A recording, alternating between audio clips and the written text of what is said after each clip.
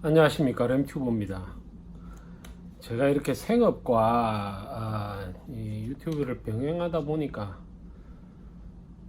이렇게 깨어름을 좀 피우면 뭐 한 두어 달 별말 없이 이렇게 지나온 것 같습니다. 제가 이렇게 유튜브를 쭉 하면서 느끼는 거는, 제 목사님 참 힘들었겠구나 하는 걸 느낍니다.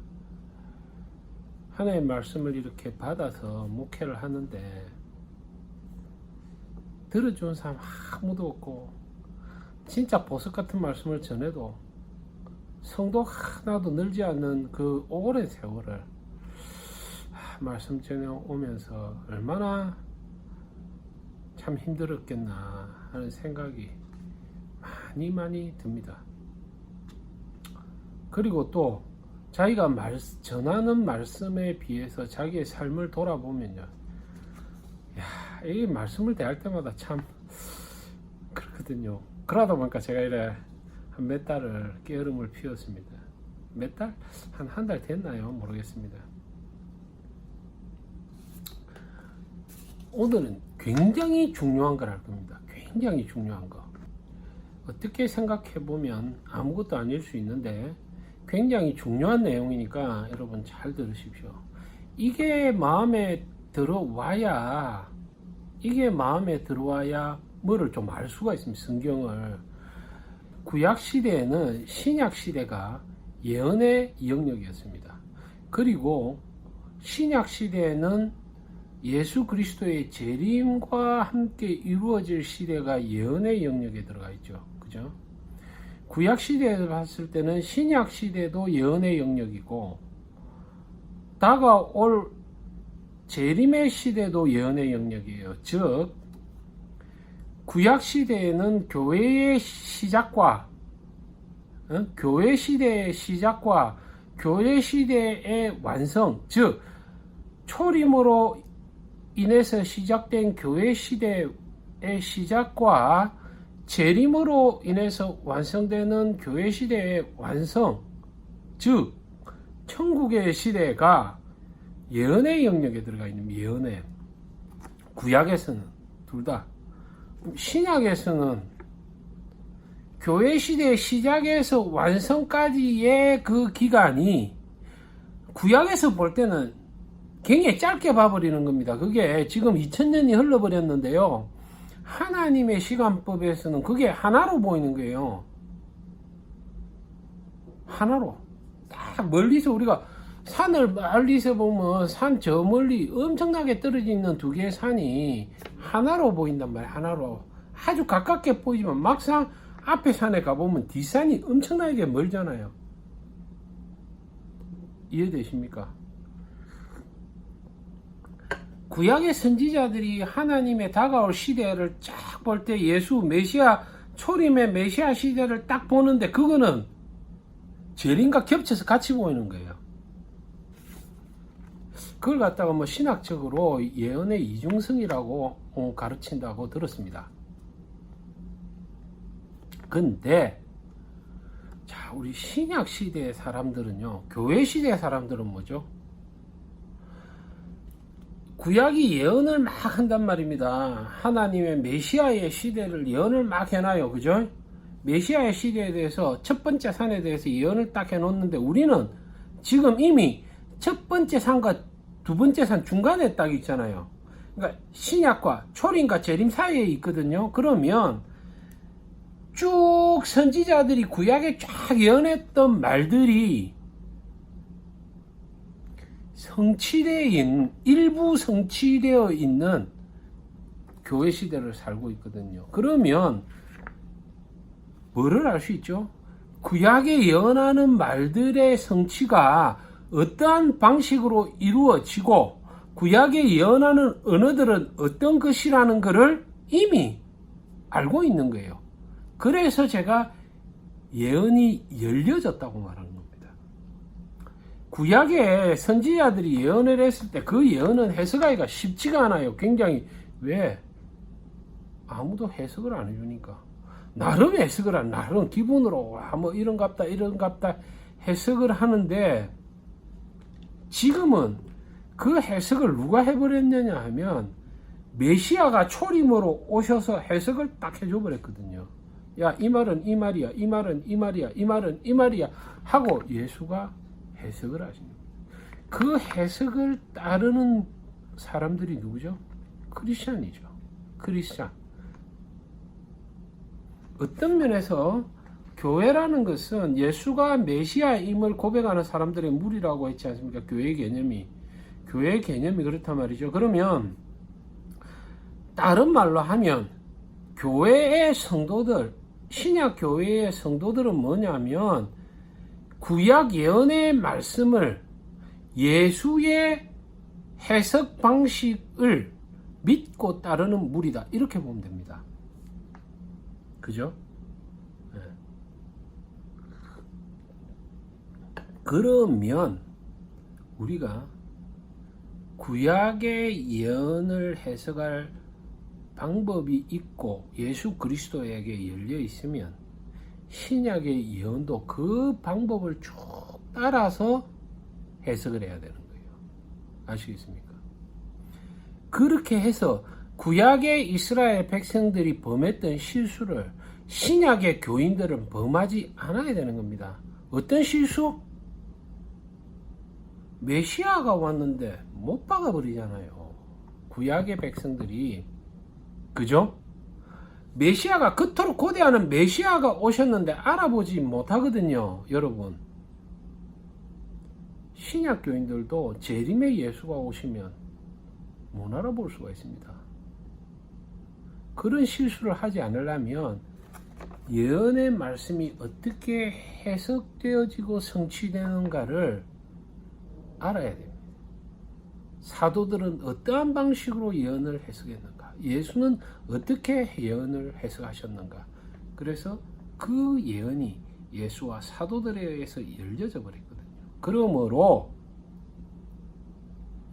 그걸 알아야 신약에 쫙 나와 있는, 구약에 나와 있는 천국에 대한 예언이죠. 천국이 나타났으니까 예언의 말씀을 해석을 할 수 있는 거예요. 그래야 천국이 이렇게 성취되겠구나 하는 선지자들과 사도들과 예수 그리스도의 해석의 방식이 여러분 마음속에 들어와야 올바른 천국이 여러분들의 마음속에 소망으로 자리 잡게 되는 겁니다.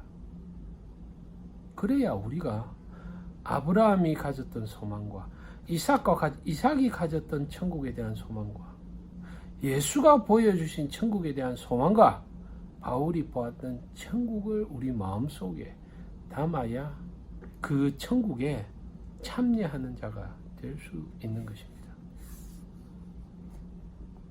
사도들과 예수가 본 천국은 다 이렇는데 뭔지 압니까? 하나님의 말씀이 팍 충만한 세계거든요. 하나님의 말씀이. 그런데 우리는 뭐냐? 성도들은 좋은 집과 드레스룸이 있는, 남보다 잘 사는 황금빛이 있는, 보석이 있는 집에서 사는 그런 천국을 상상하면 예수하고 관계가 없는 사람인 것입니다. 자, 나중에 읽을 텐데요. 계시록 한 절만 읽을게요. 계시록 21장에 천국이 쫙 나옵니다. 새 하늘과 새 땅을 보니 처음 하늘과 처음 땅은 없어졌고 쭉 나오죠. 6절 한번 볼까요? 21장 6절. 또 내게 말씀하시되 이루었도다. 나는 알파와 오메가요 처음과 마지막이라. 내가 생명수 생물을 목마른 자에게 값없이 주리니 이기는 자들은 이것을 상속으로 받으리라. 나는 그의 하나님이 되고 그는 내 아들이 되리라. 여러분, 천국은 이런 거예요. 예수와 사도들이 바라본 천국에서 딱 하는 것은 뭐냐? 생명수, 생수가 목마른 자들에게 값없이 주어진 장소거든요. 천국이요, 집닦아리가 있는 데가 아닙니다. 예수는 이런 생명수 샘물이 막 졸졸졸졸 훔쳐서 목마른 자들을 쫙 살리는 장면을 천국으로 여러분에게 딱 보여주고 있는데, 지금 교회 다니는 사람들은요, 천국에 가서 봤다는 게 집닦아리에, 옷에, 좋은 집에, 황금 길에, 지 좋아하는 건 다 있어요. 그런 거는요, 그런 천국을 소망으로 갖고 있다. 천국에 가니까 막 붕붕 떠댕기면서 천국을 그런 거로 알고 있으면 예수와 사도들이 본 천국하고는 틀리죠. 예수는 뭐냐? 생명수 샘물을 목마른 자에게 값없이 주는 세상을, 시대를 딱 보거든요. 놀랍지 않습니까, 여러분? 천국에 가려면 목 말라야 됩니다. 목이 말라야 돼요. 목이 말라야 가면 생수가 나오니까 환장을 하고 좋죠. 보는 시각이, 천국 갈 사람 안 갈 사람은요, 보는 시각이 벌써 완전히 틀립니다.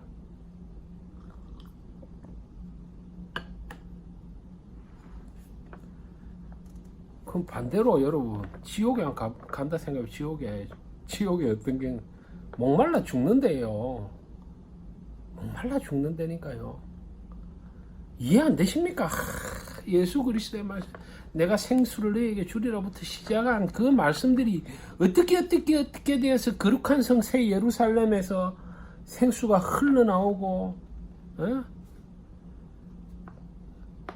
부자가 막 목이 말라가 그런 장면들, 지옥에 관한 장면들이 여러분, 이게 쭉 하나로 뭉쳐지려면 많이 들어야 됩니다. 처음이라 몇 번 들어갖고는 여러분 아마 잘 모르실 거예요. 신약의 구원으로 추수되어 왔던 사도들과 예수는 구약을 어떻게 해석해 놨는가를 봅시다. 그 해석 방식을 보면서 우리가 그 아까 예언된 그 목마르지 않는 시대가 어떻게 해석되어야 되는가 한 거를 여러분 마음속에 한번 상상해 보시길 바랍니다. 자, 시편 2편의 예언을 한번 보죠. 이스라엘 백성들이 가장 좋아했던 메시아에 대한 예언입니다. 시편 2편, 어찌하여 열방이 분노하며 민족들이 허사를 경영하는고, 세상의 군왕들이 나서며 관원들이 서로 꾀하여 여호와의 기름받은 자를 대적하며 우리가 그 맨 것을 끊고 그 결박을 벗어버리자 하도다. 하늘에 계신 자가 웃으시며 주께서 저희를 비웃으시리로다. 그때에 분을 바라며 진노하사 저희를 놀래어 이르시기를 내가 나의 왕을 내 거룩한 산 시온에 세웠다 하시리로다. 내가 영을 전하노라. 여호와께서 내게 이르시되 너는 내 아들이라. 오늘날 내가 너를 낳았도다. 7절입니다. 이렇기 때문에 예수가 메시아로 오셨을 때 자신이 하나님의 아들이라고 자신 있게 딱 말했던 거예요. 메시아는 하나님의 아들이거든요. 내 하나님의 아들이라 하는데 이해를 못하는 거예요. 이스라엘 백성들이 시편을 알고 있으면서 이해를 못하는 거예요. 예수가 내가 하나님의 아들이란 말을. 내게 구하라. 내가 열방을 유업으로 주리니 내 소유가 땅끝까지 이르리로다. 내가 철장으로 저희를 깨뜨리며 질그릇같이 부수리라 하시는도다. 그런즉 군왕들아 너희는 지혜를 얻으며 세상의 관원들아 교훈을 받을지어다. 여호와를 경외함으로 섬기고 떨며 즐거워할지어다. 그 아들에게 입맞추라. 그렇지 아니하면 진노하심으로 너희가 길에서 망하리니 그 진노가 급하심이라. 여호와를 의지하는 자는 다 복이 있도다.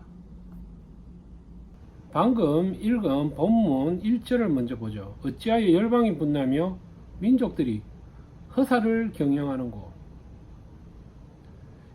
지금 이게 초림을 예언하고 있죠. 초림을 정확하게 6절 보면 내가 나의 왕을 내 거룩한 산 시온에 세웠다 하시리로다. 이 초림 아닙니까? 내가 영을 전하노라. 여호와께서 내게 이르시되 너는 내 아들이라. 오늘날 내가 너를 낳았도다. 이걸 성경의 사복음서에 보면 마태가 인용을 하죠. 이 부분을. 그죠? 그래서 이거는 초림으로 딱 사도들이 해석을 했단 말입니다. 이 예언을. 그럼 자 봅시다. 위에 어찌하여 열방이 분나며 민족들이 허사를 경영하는 거. 이 열방이 어디죠? 그럼 좋습니다. 1절 해석을 열방들이 분노하고 민족들이 허사를 경영했다. 그럼 그 시대에 예수님 초림 때 이 세상이 막 허사를 경영하고 민족들이 허사를 격려하고 열방들이 막 분노했다 칩시다. 다른 국가들이 분노해서 전쟁했다 칩시다. 2절 딱 들어가 보죠. 세상의 군왕들이 나서며 관원들이 서로 꾀하여 여호와와 그 기름 받은 자를 대적하며. 초림 때 성경 기록에 세상의 군왕들이 나서서, 군왕들이죠. 한두 명도 아니고 들이 나서고 관원들이 서로 꾀하여 여호와와 그 기름 받은 자를 대적했다. 예수를 대적했다는 거거든요. 여러분, 초림 어떤 기록에 이런 내용이 있죠? 여호와를 대적하고 기름 부음 받을 대적한 그 당시에, 초림 당시에 군왕들이 없었어요. 그냥 베들레헴 나사렛 목수인데, 예? 그럼 로마 군왕이 예수님을 대적했습니까? 아니잖아요. 그죠? 그러면 여기서 세상의 군왕이 어떤 의미고 관원이 어떤 의미인가를 생각할 수 있어야 돼요. 그렇게 해야 이런 계시의 언어들이 어떻게 해석되어진다는 걸 알 수 있어요. 여기서 세상의 군왕과 관원들은요, 이스라엘의 종교 지도자들을 의미하는 겁니다. 그래서 계시록에도 가면 많이 나오거든요. 왕들과 뭐 장수들과 이렇게 나오죠. 그런 것들이 어떤 의미인가를 다, 이런 구절 하나가 어떻게 예수와 사도들에 의해서 해석되어지는가를 알므로써 계시록이 쭉 넘어가 가지고 왕들, 뭐 장로들, 자 2절 이 본문 하나만 딱 봐도 군왕들이 어떤 의미를 가지고 있구나 하는 걸 알 수 있죠. 그리고 그 군왕들은 나중에 왕들과 뭐 장군들과 이렇게 고기를 막 뜯어먹는 그런 장면들이 계시록에 묘사되지 않습니까? 그거는요, 세상의 왕들, 장군들 이런 사람들 얘기하는 거 아니라는 걸 우리가 딱 이런 언어들을 통해서 알 수 있어야 됩니다. 그래야 계시록을 들이다보면 무슨 말을 하고 있는지, 어떤 예언을 하고 있는지를 알 수가 있습니다. 이렇게 계시가 이미 열려졌기 때문에 쉽거든요. 되게 쉽잖아요. 예수님이 군왕들이 어떤 의미라는 것을 벌써 예수님과 그 제자들이, 사도들이 딱 해석을 해주고 있지 않습니까? 그러면 저 뒤에 계시록에 가서 왕들, 장군들 뭐 이런 고기 뜯어먹고 이런 이야기 나오면 벌써 그게 누군지를 예수와 사도들과 코드가 딱 맞으면 알 수 있는 겁니다. 그래서 제가 계시록 해석하는 하는 사람들 계시록에 해석해 놓은 게 정말로 참 귀신 씨나라 까먹는 소리 같이 들리는 겁니다. 이런 걸 모르고 계시록을 들이다 보니까 계시록이 눈에 판타지 소설이 돼버리는 거예요. 무슨 말인가도 모르고 깨닫지도 못하고 진 입에서 나오는 대로 계시록을 해석하고 씨부리게 되는 것입니다. 9절, 내가 철장으로 저희를 깨뜨리며, 이방을 철장으로 깨뜨리고 질그릇같이 팍 부숴본다는 거예요. 메시아가 오면, 하나님의 아들이 오면 세상의 군왕들과 세상의 관원들이 다 유업으로 주어지는 거예요.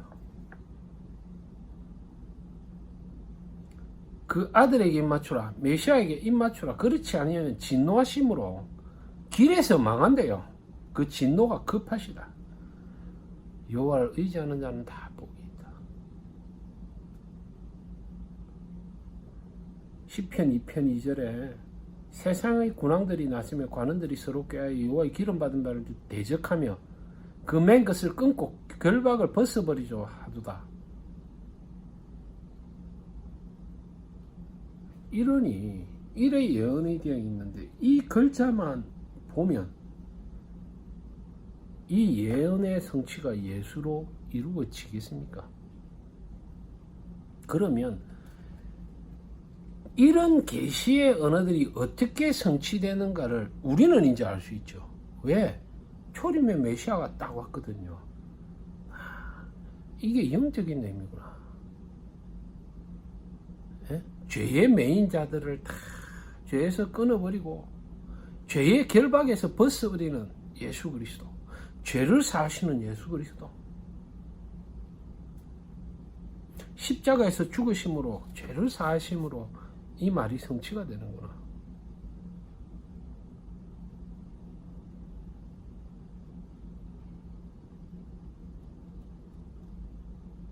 초림에 예수 그리스도로 이 모든 말씀이 성취가 되고 이방 민족에게 복음이 전파됨으로써 우리같이 접붙임을 받은 이방인들에게도 하나님의 복음이 전파되는 이방인 교회 시대를 시편을 통해서 예언을 딱 하시고 계신 거 아닙니까?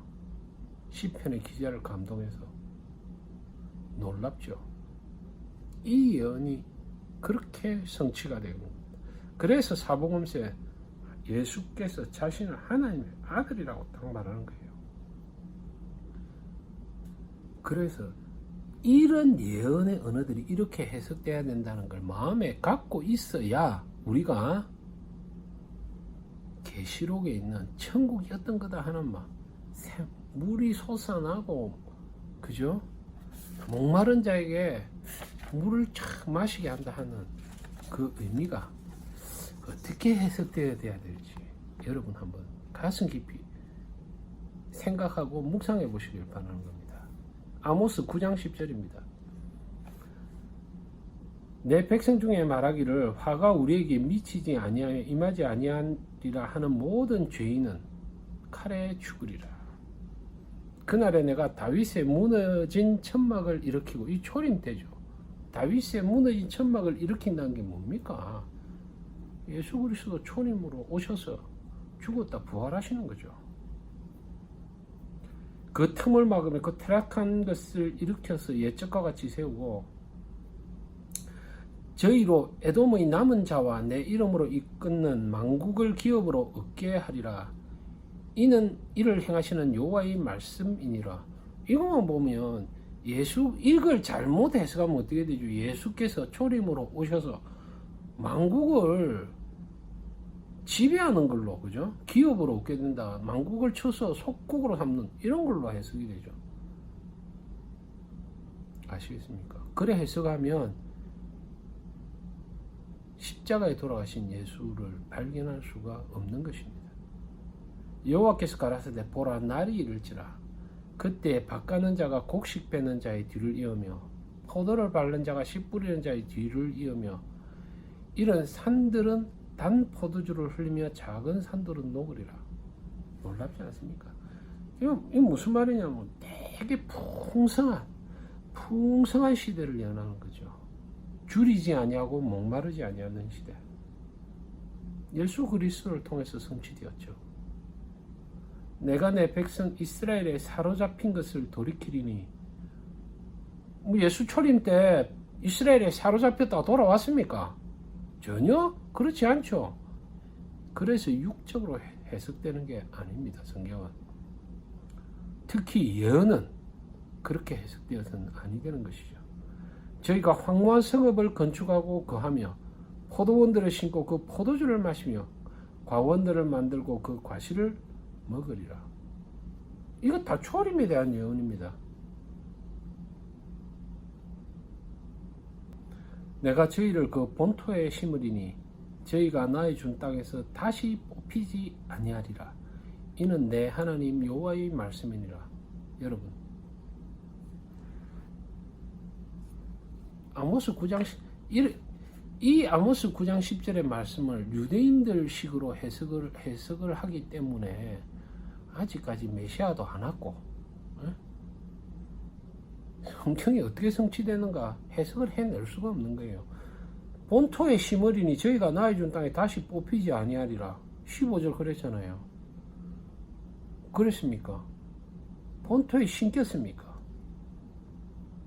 이스라엘 백성 다 뽑혔습니다. 하나님 말씀이 거짓말인가요? 우리가 이 예언을 보면서 이게 신약의 교회 시대, 예수 그리스도가 죽었다가 다시 3일 만에 부활하심으로써 만든 신약 교회 시대, 이방인 교회 시대를 예언하고 있는 말씀임을 이 말씀을 통해서 우리가 알아야 되는 거죠. 시편과 아모스를 뭐 한번 읽어봤는데요. 구약의 말씀이 다 그러합니다. 다 초림의 예수를 향해서 쫙 메시아 시대를 향해서 딱 예언이 되는데 예수와 사도들의 방식으로 해석이 되어야만 하거든요. 예수와 사도들이 예언한 방식을 따르는 자들이 지금 교회 시대입니다. 그죠? 그럼 우리 교회 다니는 사람이고 성도 아닙니까? 그러면 이런 예언의 말씀이 그렇게 해석되어져야 된다고 받아들였으면 완성된 교회 시대, 이거는요, 아모스 9장 10절은 물론 초림도 있지만 쭉 가서 예언 재림까지도 바라보고 있는 말씀들이거든요. 그러면 이런 말씀을 대하면서 우리는 계시록의 말씀이 어떻게 성취되고 그 성취된 하나님의 새로운 완성된 교회 시대, 성화된 성도들로 이루어지는 완성된 교회 시대가 어떤 것인가를 이런 언어들을 통해서 마음속에 쭉 받아봐야 되는 것입니다. 그래 해야 계시록에 있는 그런 언어들, 천국에 가면 막 보좌가 있고 보석이 있고 이런 보석의 그런 의미들이 어떻게 우리 마음속에 받아들여져야 하는가를 할 수가 있는 겁니다. 그래서 굉장히 중요하죠.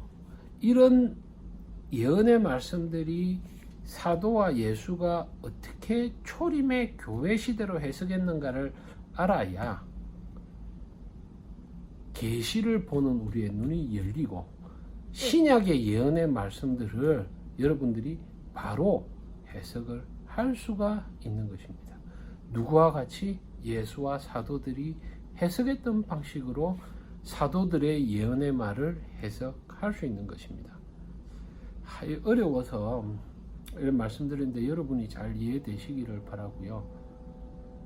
이런 마음을 딱 가지고 계시록 21장과 22장을 딱 읽어보면 하나님이 생수를 막 얘기하고 이런 게 여러분 마음속에 조금씩 이제 들어올 겁니다. 조금씩 들어오게 되면 그 하나님이 가져오실 새로운 시대에 대한 소망이 여러분 속에 크게 자리 잡으면 세상이 점점 바울같이 똥으로 보이는 축복이 여러분과 저에게 임하길 바라고, 저 또한 그러한 축복에 함께 참여할 수 있기를, 지금은 미약하지만 점점 하나님의 나라에 대한 소망이 내 속에 크게 자리 잡을 수 있기를 바라는 것입니다.